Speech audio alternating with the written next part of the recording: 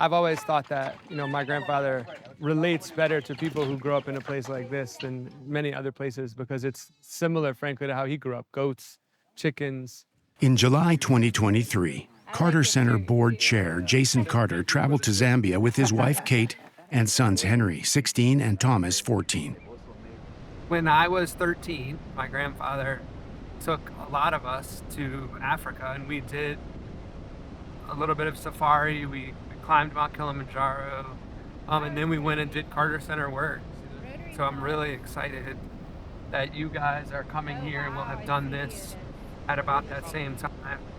The Carters visited a rural community where the center is piloting a climate change project. I was talking to some kids that were like in my same grade. We played the same sports. And they are the leaders in their community for like spreading words about climate change, what their communities have to do in order to have a better quality of life. And that was just really inspiring to me because like there are none of those problems back in the United States. Not being able to go to school for 2 weeks because of floods, not being able to go to school because the ground that they're walking on is so hot and they don't have shoes.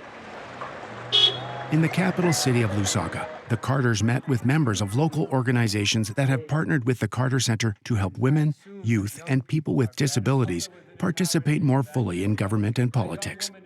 Is it true too, the older you are here, you're more likely to be super conservative and trying to keep the women down? Yeah. The people who are doing the work are the people on the ground in the community-based organizations, in the national civil society organizations that know the country. We're thrilled and honored to be here and to have seen the success and the quality and the passion of so many of those partners. It was amazing to me to see how all of the issues that the partners were talking about are so closely related to what the United States is dealing with. Like, obviously, the United States has a problem with homogeneity in politics, and getting women and youth involvement is really important. It was amazing to like see a different perspective and how they're working on it.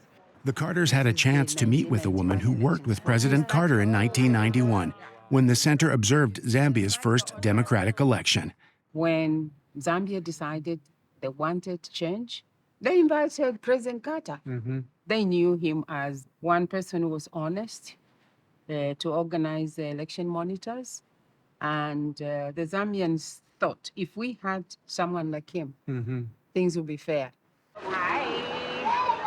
We so appreciate the chance to be here and to forge the personal connection with all of these incredible people, and our hearts are here.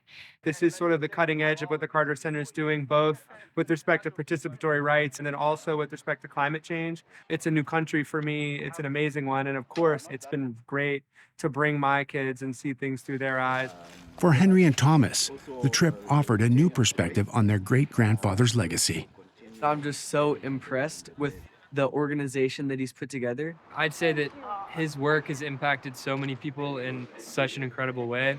And it's one of the best things that you can do, make an organization that significantly helps individual people in such a substantial way. We've gotten to see that for really the first time.